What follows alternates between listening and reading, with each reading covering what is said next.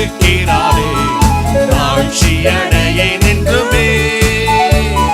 கர்த்தரின் மெய்ப்பராயிருக்கிறாரே, தாழ்ச்சியடையேன் என்றுமே. சத்துருக்கள் முன்பில் எனக்காக பந்தியொன்றாயத்தம் செய்தார். சத்துருக்கள் முன்பில் எனக்காக பந்தியொன்றாயத்தம் செய்தார். என்னை தம் எண்ணெயால் அபிஷேகித்து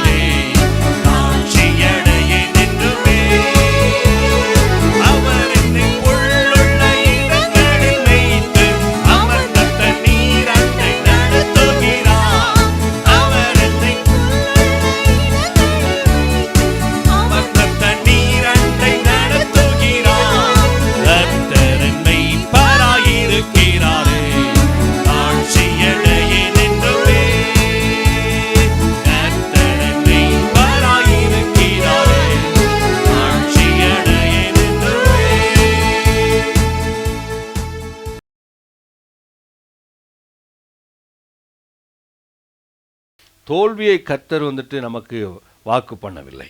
தோல்வி என்பது நம்முடைய வாழ்க்கையில் நிரந்தரமும் கிடையாது. என்னைக்காவது ஒரு நாள் தோல்வி அடைஞ்சதுனால இதுதான் நடக்குமா, வர இப்படி தான் இருப்பேனா அப்படின்னு தீர்மானம் பண்ணக்கூடாது. புரியுதா உங்களுக்கு? தேவன் நம்மை குறித்து ஒரு திட்டமிட்டிருக்கிறார். அந்த திட்டத்தின் பெயர் வெற்றியின் திட்டம். அல்லேலூயா. ஜெயத்தின் திட்டம், நல்வாழ்வின் திட்டம். நாம் நன்றாக இருக்க வேண்டும் என்று தேவன் விரும்புகிறார். அல்லேலூயா. ஆமாம், அப்பா நினைக்காமல் இருக்கலாம், அம்மா நினைக்காமல் இருக்கலாம், சகோதரன் நினைக்காமல் இருக்கலாம், சகோதரிகள் நினைக்காமல் இருக்கலாம், ஏன் நமக்கு மூத்தவர்கள் நினைக்காமல் இருக்கலாம், தெரிந்தவர் நினைக்காமல் இருக்கலாம், நண்பர்கள் நினைக்காமல் இருக்கலாம். நினைக்க முடியாது. அவங்க இப்படி ஆயிரட்டும் அப்படி ஆயிரட்டும்னு சொல்லி பெருசாக உங்களை தூக்கி விடணும்னு அவங்க எண்ண முடியாமல் அளவுக்கு தான் இருப்பாங்க. ஏன்னா மனிதர்கள் அந்த அளவு தான், லிமிட்டு தான். ஆனால் தேவன் தான் இந்த ஆசையோடு கூட இருக்கிறார். அதனால தான் பாருங்கள், யோசுவா போய் ஆண்டவர்கிட்ட போய் எப்படியாவது மோசையை மறித்து விட்டார், ஆகவே என்னை வெற்றியடைய செய்யும் என்று ஜெபிக்கவில்லை. அப்படி கேட்டதாக போடலை, அப்படி சொல்லலை. ஆனால் தேவனே மோசையை மறித்து போனார். நான் உயிரோடு இருக்கும் நாளெல்லாம் ஒருத்தனும் உனக்கு முன்பாக எழுத்து நிற்க மாட்டான், நான் உன்னை விட்டு விலக மாட்டேன், உன்னை கைவிடவே மாட்டேன், உன் கூட தான் நான் இருப்பேன் என்று வாக்கு பண்ணுறார். அல்லேலூயா. இன்றைக்கு இதே வாக்குத்தத்தம் யாருக்கு சொந்தம் சொல்லுங்க? யாருக்கு சொந்தம்? என்னுடைய தேவன் எனக்கு கொடுத்திருக்கிறார். இந்த வாக்குத்தத்தம் எனக்கு சொந்தம்னா என்ன அர்த்தம் சொல்லுங்க? அர்த்தம் என்ன? அது என்னை விட்டு தேவன் விலகவில்லை, என்னை கைவிடவில்லை. இப்போ தேவன் எங்கே இருக்கிறார்? எங்கே இருக்கிறார்? எனக்குள்ளே இருக்கிறார், என்னுடனே கூட இருக்கிறார்.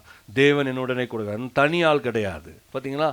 யோசுவாவுக்கு இப்படியெல்லாம் கேட்கல, ஆனால் யோசுவாவுக்கு எப்படியெல்லாம் கொடுக்குறாரு பாருங்கள். இன்னொன்று கொடுக்குறாரு. என்ன கொடுக்குறாருன்னா, இந்த புஸ்தகத்தை நீ வாயை விட்டு பிரியாமல் பாதுகாத்துக்கோ, அப்படி செய். அப்படி செய்தனால் உன் வழியை வாய்க்க பண்ணுவாய், நீ புத்திமானாய் நடந்து கொள்வாய், நீ நல்ல வெற்றி அடைவாய், நல்ல செழிப்படைவாய். நல்ல வெற்றி நல்ல செழிப்படைவாய் என்று யோசுவாவுக்கு இவரே சொல்கிறார். போய் கலங்க வேண்டாம், திகைக்க வேண்டாம், கலக்கம் திகைப்பு இவைகளெல்லாம் உன்னுடைய வாழ்க்கையில் வேண்டாம். இதெல்லாவற்றையுமே நீக்கி உன்னை கர்த்தர் உயர்த்துவார் என்று சொல்லி கர்த்தர் சொல்கிறார். இப்படி தான் கீழே பாருங்கள், நான் உனக்கு கட்டளையிடவில்லையா? மறுபடியும் நான் உனக்கு சொல்லலையா? கட்டளையாய் கொடுக்கலையா? பலங்கொண்டு திடமனதாயிரு, திகையாதே, கலங்காதே. சொல்லுங்க, பலங்கொண்டு திடமனதாயிரு.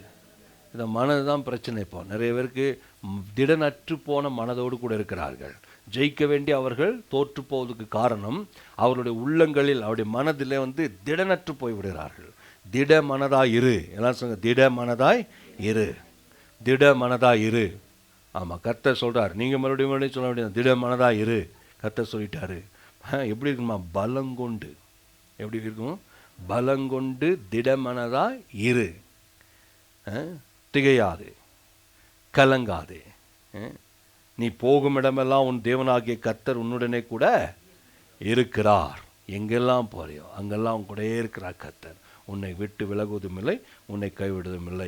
இதுதான் பாருங்கள், கர்த்தர் அற்புதமான வாக்கு கொடுக்கிறார். பாருங்கள், வெற்றி தான் தேவனுடைய விருப்பம். ஆகவே நல்ல வெற்றி அடைய வேண்டும் என்று தேவன் விரும்புகிறார். நல்ல வெற்றியை பற்றி தான் நாம் பேசிட்டு வரோம். அதில் முக்கியமாக பொருளாதார விஷயத்தில் நல்ல வெற்றி அடைய வேண்டும். தேவ ஜனங்களுக்கு இது கற்றுத்தரக்கூடிய இடம் கிடையாது. சபையை தவிர வேறு எங்கேயும் கிடையாது. அவர்களாய் தெரிந்து கொண்டு சிலர்லாம் இருக்கிறாங்க, நல்ல பொருளாதாரத்தில் நல்ல வெற்றியாக இருக்கிறாங்க. நிறைய மக்கள் இருக்கத்தான் செய்கிறாங்க. ஆனால் அது அவர்களோடு கூட வைத்துக்கொள்வார்கள். இப்படி ஆகணும் அப்படி ஆகணும் என்று சொல்லித்தர அவர்களால் முடியலைன்னு நினைக்கிறேன். விருப்பம் இல்லையா, இல்லைன்னா முடியலையா என்று தெரியல, எப்படின்னு தெரியல. இதெல்லாம் அவங்க கற்றுத்தர மாட்டாங்க. அவங்க அது மட்டும் இல்லை, இதை பற்றி பேசி பொருளாதாரத்தை நல்லாகணும்னு சொல்லியாச்சுனாலே அவங்க என்ன நினைக்கிறாங்க அப்படின்னா, தேவனுக்கு எதிராக பேசுகிற மாதிரி நினைக்கிறாங்க. தேவன் அப்படியெல்லாம் விரும்பலை, தேவன் அப்படியெல்லாம் இந்த பூமியில் இந்த மாதிரி காரியத்தில், இந்த பொருளாதார விஷயத்தில், பண விஷயங்களில் நல்லாகணும் அப்படியெல்லாம் விரும்பலை. ஒன்றுமே இல்லாமல் இருந்து தேவனை தேடுறது தான் விரும்புகிறாரு அப்படின்ற மாதிரி அவங்க நினைக்கிறாங்க. அதுதான் தப்பான எண்ணம். இது பயங்கரமான பிசாசனுடைய எண்ணம். தேவன் என்னை ஐஸ்வர்ய சம்பனராய் இருக்க விரும்புகிறார், அதை தான் கொடுக்குறார். அப்படின்னா மனிதனை படைத்த எங்கே போனோம் அப்படின்னா ஆதியாகமத்துக்கு போகணும். அருமையானவர்களே, எந்த ஒரு சத்தியத்தை கற்றுக்கொள்ளணுன்னா கூட கற்றுக்கொள்ளணுன்னா ஆதியாகமத்துக்கு போகணும். ஆதியாகமத்தில் போய் பார்க்கும்போது ஆதியிலே தேவன் மனிதனை எப்படி சிருஷ்டித்தாராம்? அவர்களை ஆணும் பெண்ணுமாக சிருஷ்டித்தார். சிருஷ்டித்த தேவன் அவர்களை சும்மா படைச்சிட்டு அதுக்கப்புறம், ஓஹோ உனக்கு தண்ணி தேவை இருக்கோப்பா கொஞ்சம் பொறு, நான் கொஞ்சம் தண்ணி உண்டாக்கி தரேன் அப்படின்னு சொல்லி தண்ணி உண்டாக்கலை. எப்போ உனக்கு கொஞ்சம் பல வர்க்கங்கள் மரம் ஃப்ரூட்ஸு தேவை இருக்கோ, அதனால் கொஞ்சம் நான் ஃப்ரூட்ஸ் எல்லாம் மரங்கள்லாம் உண்டாக்குறேன்ப்பா அப்படின்னு அவர் உண்டாக்கலை. பார்த்தீங்களா? இப்போ உனக்கு வந்து இதை தான் தேவை இருக்குது, ஆகையினால கொஞ்சம் மிருகங்களையும் பறவைகளையும் எல்லாவற்றையும் நான் கொஞ்சம் கடலில் மீன்களெல்லாம் அதுக்கப்புறம் பார்த்து உனக்கு தேவை இருக்குது போல் நான் உண்டாக்குறேன். அப்படி உண்டாக்கலை. அப்படி உண்டாக்கினதாக எழுதப்படவில்லை. என்ன எழுதப்பட்டிருக்கு தெரியுமா? அங்கே என்ன எழுதப்பட்டிருக்கு? ஆதியாகமம் 1ஆம் அதிகாரத்தில் 2ஆம் அதிகாரத்தில் வாசித்தீங்கன்னா 1ஆம் அதிகாரத்தில் அதனுடைய ஸ்டெப்பாக போட்டிருக்கிறாங்க. என்னன்னா, தேவன் முதலாவது வெளிச்சம் உண்டாக்கடவுது, சூரிய சந்திரன் உண்டாக்கடவுது, அப்புறம் கடலில் நீந்துற மீன்கள் உண்டாக்கடவுது என்று சொல்லி எல்லாவற்றையும் உண்டாக்கி முடித்து விட்டு கடைசியாக தான் யாரை உண்டாக்குறாரு? மனுஷனை உண்டாக்குறார். அப்போ அவனுக்காகவே முன்னக்கூட்டியே தண்ணீர், முன்னக்கூட்டியே ஆகாரம், முன்னக்கூட்டியே எல்லாவற்றையும் உருவாக்கி வைத்து விட்டு முன்பதாகவே முன்கூட்டியே எல்லாவற்றையும் ஆயத்தப்படுத்தி வைத்து விட்டு அதுக்கப்புறம் தான் மனிதனை சிருஷ்டிக்கிறார். இல்லையா? அப்போனா என்னன்னா, இதான் யெகோவா ஈரே. இது பேர் தான் யெகோவா ஈரே. ஆபிரகாம்கிட்ட கர்த்தர் அப்படி தான் வெளிப்பட்டார். ஆபிரகாம் வந்துட்டு பிள்ளை இல்லாமல் இருந்தார். கடைசியாக குறிப்பிட்ட நாளில் தேவன் வாக்கு கொடுத்தது போல் ஒரு பிள்ளை கிடைத்தது. அவருக்கு பேர் ஈசாக்கு என்று பெயர் விட்டார். ஈசாக்கு என்றால் என்ன அர்த்தம்? சிரிப்பு என்ற அர்த்தம். ஏன் அப்படி பேர் வச்சாங்க அப்படின்னா, அது சிரிப்பு தான். ஏன்னு கேட்டால், தாத்தாவும் பாட்டியும் குழந்தை பெற்றா சிரிப்பு இல்லையா? தாத்தா குழந்தை பெற்றுட்டாரு, தாத்தாவை பாட்டிக்கு ஒரு குழந்தை பிறந்திருக்கிறான், தாத்தா பெற்ற மகனேன்னு இருப்பாங்களா இருக்கும்னு நினைக்கிறேன். அதனால் சிரிப்பாக தான் இருந்திருக்கும். பசங்கள் மத்தியில் இவனை ரொம்ப கேலி கிண்டனாகவும் பண்ணியிருப்பாங்களா இருக்கலாம். அது ஒரு பக்கம். அவருக்கு பேர் என்னென்னா சிரிப்பு, மகிழ்ச்சி என்ற அர்த்தம் வருது பாருங்கள். என்ன கேட்டால், இத்தனை வருஷத்துக்கு அப்புறம் கர்த்தர் சொன்ன வாக்கை நிறைவேற்றி அற்புதம் செய்து விட்டார் என்று. திடீர்னு பார்த்தா கர்த்தர் ஒரு நாள் ஆபிரகாமை அழைச்சி, உன்னுடைய மகனை, உன்னுடைய ஏகசுதனை, உன்னுடைய புத்திரனை எனக்கு நான் குறிக்கிற மலைக்கு கொண்டு போய் எனக்கு நீ பலியிட வேண்டும் என்று கேட்டார். இந்த பலியை கேட்ட உடனே என்னாச்சு அப்படின்னா, அவருக்கு ஒன்றும் பேசலை. பலியை கொடுக்குறதாக தீர்மானம் பண்ணிட்டார். அதான் விசுவாசம். தேவன் கேட்குறது கொடுத்ததை கேட்குறாரு, அதுவும் இங்கே ரொம்ப நாள் காத்திருந்த ஒன்றை கேட்குறாரு, அதுவும் பிள்ளையை கேட்குறாரு. ஆனால் ஆபிரகாமுக்கு விசுவாசம் வந்ததான். எப்படி விசுவாசம் வந்ததுன்னா, தேவன் எனக்காக எப்படியாவது பிள்ளையை கொண்டு தருவார், தேவனால் கூடாத காரியம் ஒன்றும் இல்லைன்னு சொல்லி தான் போனாராம். மனைவிட்ட சொல்ல வாய்ப்பு இல்லைன்னு நினைக்கிறாங்க, சொல்லலை. காலையில் நாங்கள் தேவனை ஆராதிக்க போகிறோம்னு சொல்லிட்டு போயிருப்பார் போல். மனைவிட்ட சொல்லியிருந்தா நைட்டில் போய், அம்மா இந்த மாதிரி ஆண்டவர் பேசினார், அதனால் நாளைக்கு போய் நானும் போய் அதை செஞ்சுட்டு வந்துடுறேன் அப்படின்னு சொல்லி, காலையில் எங்களுக்கு சப்பாத்தியும் சோறெல்லாம் ரெடி பண்ணி வச்சுரு, நைட்டெல்லாம் இருக்கிறத எடுத்து வச்சுரு, போகிற வழியை சாப்பிட்டுட்டே போகிறோம் நாங்கள் அப்படின்னு சொல்லி நைட்டில் சொல்லியிருந்தா, காலையில் போய் எழுந்து போய் ஆபிரகாம் ஈசாக்கை தேடி தான் பார்க்கணும். ஏன்னா அவங்க அம்மா என்ன பண்ணியிருப்பாங்க, சாரால் ஈசாக்கை தூக்கி ஒழிச்சு வச்சுருப்பாங்க. இந்த மனுஷனுக்கு புத்தி பதிலிச்சுட்டு இவர் ஏதோ பைத்தியக்காரனாக மாறிட்டார், கடவுள்னு சொல்லி கர்த்தர் கொடுத்த இந்த குழந்தையை கொண்டு வந்து எங்கேயோ சத்தம் கேட்டேன்னு சொல்லி இப்படி பண்ணிட்டாருன்னு சொல்லி ஒழிச்சு வச்சுருப்பாங்க. சொல்லாமல் புரியாமல் போயிருப்பாங்கன்னு நினைக்கிறேன். போய் என்ன பண்ணாங்கன்னா, மலையில் ஏறிட்டு இருக்கிறாங்க, மேலே போகிறாங்க. மேலே போயிட்டு போகும்போது கேட்குறான் ஈசாக்கு, எப்பா தீ இருக்குது, விறகு இருக்குது, பலிக்கான ஆடு இல்லையே. அப்போ தான் சொல்கிறாரு, அதை கர்த்தர் பார்த்துக்கிடுவார். என்ன சொல்கிறாரு? கர்த்தர் அதை பார்த்துக்கிடுவார். அதே மாதிரி கொண்டு போய் மேலே போய் எல்லாம் அடுக்கி பலிபீடம் செய்து, அது மேலே கட்டைகள் அடுக்கி, அதன் மேலே பிள்ளையும் கையை கட்டி கண்ணை கட்டி வச்சு தூக்கி அந்த பலிபீடத்து மேலே கடத்திட்டு பதமுள்ள கத்தியை தூக்கி உயர்த்தின போது தேவன் சத்தமிட்டாரா, அப்ரஹாமே என்று கூப்பிட்டாரா, நீ விசுவாசம் உள்ளவன் என்பதை நான் பார்த்து விட்டேன், உன் பிள்ளையானால் மேல் உன் கையை போட வேண்டாம், அவனை வெட்ட வேண்டாம், அவனை விட்டு விடு என்ன சொன்னாராம். சொல்லிட்டு சொன்னாராம், அவனுக்கு பதிலாக அந்த பக்கத்தில் முற்செடியில் ஒரு ஆடு சிக்கிட்டு இருக்குது, அதை பிடிச்சிட்டு வந்து அவனுக்கு பதிலாக நீ பலியிடு என்று சொன்னாராம். பாருங்க, இந்த ஆட்டுக்கடா எப்போ அங்கே போச்சு? எப்போ போச்சு? உடனே வந்திருக்குன்னு நினைக்கிறீங்களா? இல்லை, இவர்கள் போவதற்கு 2 நாளைக்கு முன்னாடி ஆட்டுக்குட்டி அங்கேயே நடந்து போயிருக்குன்னு நினைக்கிறேன். 2 நாளைக்கு முன்னாடி 3 நாளைக்கு முன்னாடி அது பையா அந்த நாட்களில் நடந்தானே, இது நடந்தே போயிருக்கோம். இவங்க நடந்து போகிறதுக்கு முன்னாடி அது முன்னாடி நடந்து போயிடுச்சு. தேவன் அனுப்பி விட்டுட்டார். அதான் முன்கூட்டி ஆயத்தம் பண்ணுறவர். அதனால தான் பாருங்கள், அந்த பலிபீடத்தில் அதே கடாயை கொண்டு வந்து வெட்டி பலியிட்டு முடித்த பிறகு அந்த பலிபீடத்துக்கு பேர் வச்சா, பலிபீடத்தில் பேர் வைக்கிறார். என்ன பேர் வைக்கிறார்னா, யெகோவா ஈரே, என் தேவைகளை சந்திக்கிறவர், என் தேவைகளை சந்திக்கிறவர். நமக்காக தேவைகளை சந்திக்கிற தேவன். இப்படி தேவன் முன்கூட்டியே எல்லாவற்றையும் ஆயத்தப்படுத்தி வைத்துவிட்டு தான் நம்மை அழைக்கிறார். ஒரு தாயின் கர்ப்பத்தில் ஒரு பிள்ளை உருவாகும் முன்பதாகவே சகலவற்றையும் ஆயத்தப்படுத்தி வைத்திருக்கிற தேவன், நமக்காக எல்லாவற்றையும் முன்கூட்டி ஆயத்தம் பண்ணி வைத்திருக்கிற கர்த்தர், அவர் தான் யெகோவா ஈரே. இந்த யோசுவாவுக்காக முன்கூட்டிய வெற்றியை வைத்திருக்கிறார். நமக்காக தேவன் முன்கூட்டி ஆயத்தப்படுத்தி வைத்திருக்கிறார். இன்னைக்கு என்னமோ நாம கர்த்தருக்குள்ள ஆண்டவரே இதை தாரும் அதை தாரும் என்று கேட்டெல்லாம் நிற்கிறது கிடையாது. அவர் முன்னக்கூட்டியே தண்ணீர், முன்னக்கூட்டியே ஆகாரம், முன்னக்கூட்டியே எல்லாவற்றையும் உருவாக்கி தங்கம் வெள்ளி பொண்ணு எல்லாவற்றையும் பூமியில் வைத்து பெரிய செழிப்பு நிறைந்த பூமியை நமக்காக வைத்திருக்கிறார்.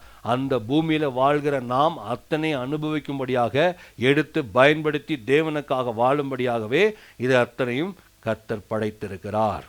ஆகவே எனக்கு ஏதாவது கொஞ்சம் கிடைச்சா போதும் அப்படின்னு நினைக்கிறது சரியில்லை. நல்லா எடுத்து பயன்படுத்தி விசுவாச வாழ்க்கை வாழ்ந்து தேவனுக்கு மகிமை செலுத்தி வாழ வேண்டும் என்பதுதான் தேவனுடைய விருப்பம்.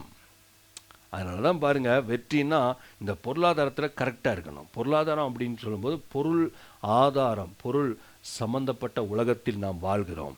வெளியே போய் எங்கேயும் வாழ முடியாது, இங்கே தான் வாழ்கிறோம். பொருளாதாரம் இல்லாத இடமே கிடையாது. எங்கே பார்த்தாலும் பொருளாதாரத்தின் உலகத்தில் தான் நம்ம இருந்துட்டுருக்கிறோம். தேவனுடைய பிள்ளைகள் அற்புதமான ஒரு படிப்புக்குள்ளாக நீங்கள் இறங்க வேண்டும். படிப்பு ரொம்ப முக்கியம், மேலே வர வேண்டும். ஏனென்றால் இதெல்லாம் பொருளாதாரத்தை உங்களுக்கு வாழ்க்கையில் கொண்டுட்டு வரும். அரசாங்க வேலைக்குள்ளே போங்க, நல்ல வேலை செய்யுங்க, இல்லைன்னா நல்ல ஏதோ ஒரு துறையில் இருங்க, ஆசீர்வாதமாக இருங்க. உங்களை பார்க்குறவளுக்கு இன்னும் அதிகமாக கர்த்தரை ஆராதிக்க வேண்டும் என்று தோன்றும். அன்னைக்கு ஒருத்தர் எங்கள் வீட்டில் வேலைக்கு வந்தார். அவர் மேசன் வேலை பண்ணுறாரு. அவர் மேசன் வேலை பண்ணுறாரு. மேலே அப்படி ட்ரெஸ்ஸு வரும், மேசன் வேலை பண்ண வரும்போது அவர் ட்ரெஸ்ஸை மாற்றினார்னா வேலைக்காரமாக இருக்கிறாரு. அவருடைய ட்ரெஸ்ஸை மாற்றிட்டு கிளம்ப ஆரம்பிச்சோன்னா வித்தியாசமாக மாறுறாரு. நல்லா இருக்கிறார், பார்க்க ஆனஸ்ட்டாக தெரிஞ்சார். அப்போ தான் ஒரு பக்கத்தில் உள்ள ஒரு சேச்சி, ஒரு அக்கா, அவங்க கேட்குறாங்க, இது என்ன போலீஸா அப்படின்னு கேட்குறாங்க. அப்போ நான் சொன்னேன், அவங்கள்ட்ட போய் சொன்னேன். அவர் ரொம்ப சங்கடப்பட்டார். உண்மைதான், நான் போலீஸ் ஆகிருக்கணும், படிச்சிருக்கணும். எங்கள் அப்பா அம்மாவுடைய கஷ்டத்தினால நான் 15 வயசுக்கு வேலைக்கு வந்தேன். 15 வயசு இந்த வேலையை பிடிச்சேன், செஞ்சேன். இன்றைக்கி நான் படிப்பறிவே இல்லாமல் இந்த வேலையை நான் செஞ்சிட்ருக்கிறேன். என்னுடைய தோரணை நல்லா இருக்குது. ஆளை பார்க்க போலீஸ் மாதிரி இருக்குது, மிலிட்ரி மேன் மாதிரி இருக்குது. ஆனால் என்ன இல்லை, அதனால தான் 1000 ரூபாய்க்கு 500 ரூபாய்க்கும் கஷ்டப்பட்டு எங்கேயாவது போய் வேலை செய்ய வேண்டியிருக்குது. பார்த்தீங்களா, தப்பு இல்லை, ரொம்ப சிந்திக்க வேண்டிய விஷயம். நீங்கள் நல்லா புரிந்து கொள்ளுங்கள். இப்போது உங்களுக்கு கிடைக்கப்பட்ட இந்த நாட்கள் பிரயோஜனமான கரங்களை உயர்த்தி சொல்லுங்கள், ஆண்டவரே நான் இங்கு இருப்பது மிகவும் நல்லது, என்னை இங்கு கொண்டு வைத்ததுக்காக நன்றி செலுத்துகிறேன். இன்னும் எனக்கு கற்றுத்தாரும், இன்னும் என்னை மேன்மைப்படுத்தும், இன்னும் என்னை உயர்த்தும். நான் பாருங்கள், இந்த பொருளாதார ஆசீர்வாதத்தில் எந்தவித சந்தேகம் இல்லாதபடி தேவனே எனக்கு தருகிறார் என்று உறுதியாய் நம்ப ஆரம்பித்து விட்டேன். அல்லேலூயா. நீங்களும் அப்படி நம்ப வேண்டும். இது கர்த்தரால் நமக்கு கொடுக்கப்பட்ட ஆசீர்வாதம். புரிந்து கொள்ளுங்கள், இதை கரெக்டாக நம்ம பிடிக்கணும். இதில் தான் முக்கியமான ஒரு காரியத்தை பார்த்துட்டு வரோம். பொருளாதார ஆசீர்வாதம் ரொம்ப தேவை. இந்த கடன் பிரச்சனைங்கிறது ஒரு பெரிய பிரச்சனையாகவே இருக்குது. இதுலேருந்து வெளியே வர்றது எப்படி, இதுலேருந்து வெளியே கர்த்தர் நம்மளை கொண்டுட்டு வராருன்னு சொல்லி நம்ம காட்டினேன். கோலியாத்து தான் கடனாகவும் தாவீது தான் கடனை அடைக்கிறவனாகவும் நம்ம பார்த்தோம்.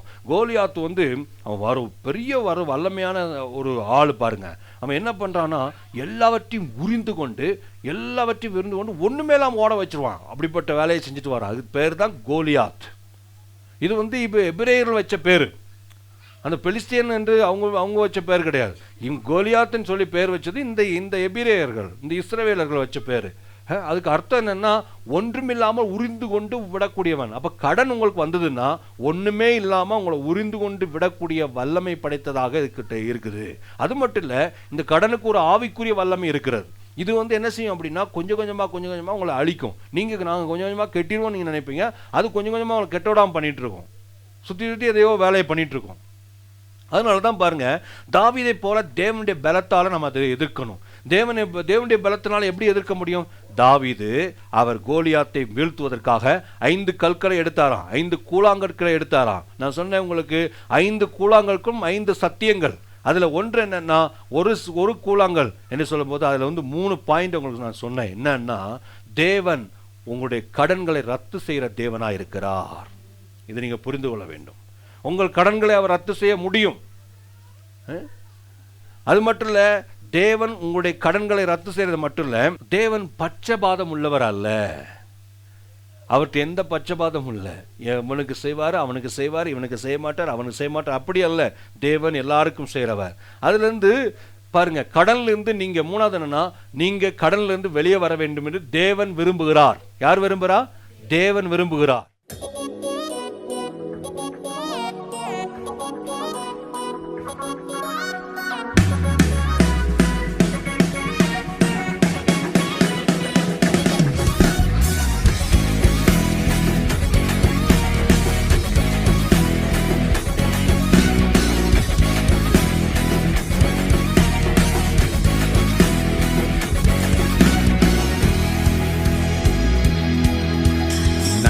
சொல்லி உம்மை பாட வந்தோம், உம் காருண்யத்தை எண்ணி போற்ற வந்தோம்.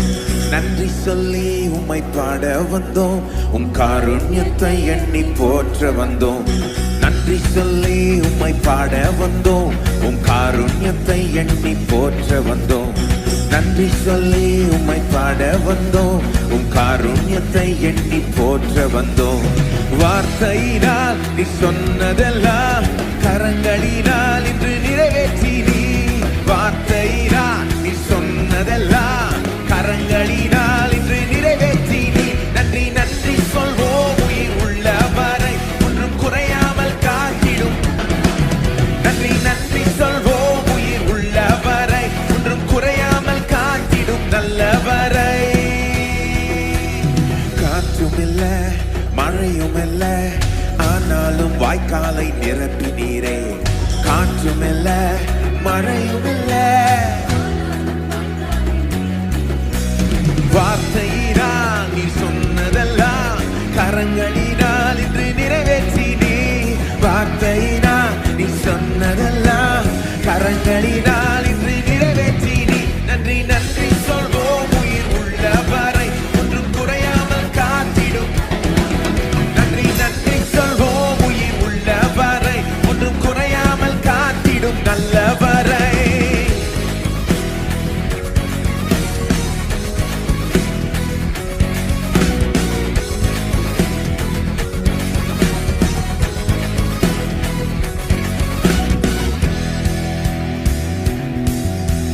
உடன்படிக்கை செய்து நடத்தி வந்தீர், மாறாமல் எப்போதும் காத்து கொண்டீர்.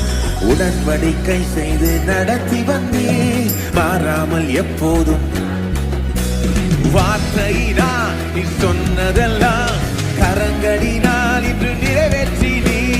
வார்த்தையினால் நீ சொன்னதெல்லாம் கரங்களினால் இன்று நிறைவேற்றி நீ. நன்றி நன்றி சொல்வோம், உயிர் உள்ளவரை ஒன்றும் குறையாமல் காத்திடும். நன்றி நன்றி சொல்வோம், உயிர் உள்ளவரை ஒன்றும் குறையாமல் காத்திடும் நல்லவரை.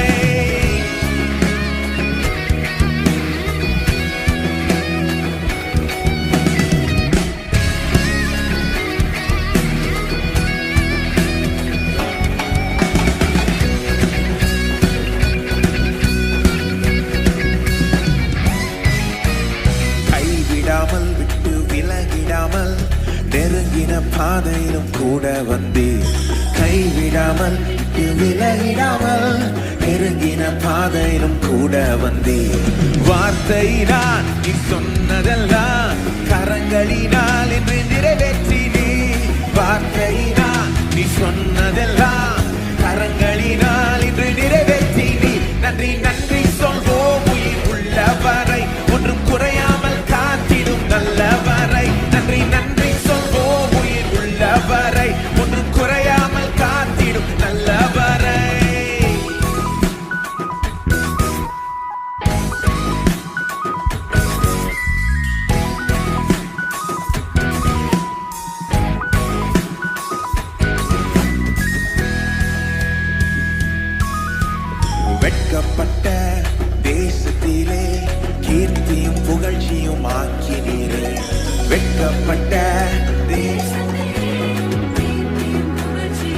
திரும்ப பாருங்க. வெட்கப்பட்ட